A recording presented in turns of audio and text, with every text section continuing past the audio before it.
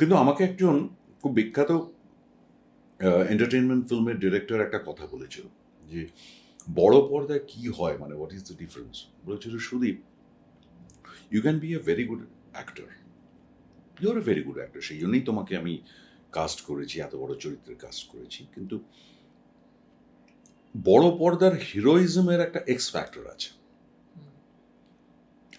যেটা খুব প্রয়োজন, সেটার কোনো ডেফিনেশন নেই, কিন্তু সেই এক্স ফ্যাক্টরটা অন স্ক্রিন বোঝা যায়।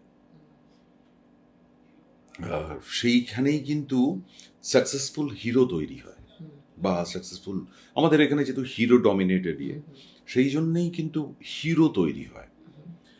ওই অরাটা খুব প্রয়োজন বড় স্ক্রিনের জন্য। সুতরাং আমার ওই এক্সপেকটেশনটা নেই।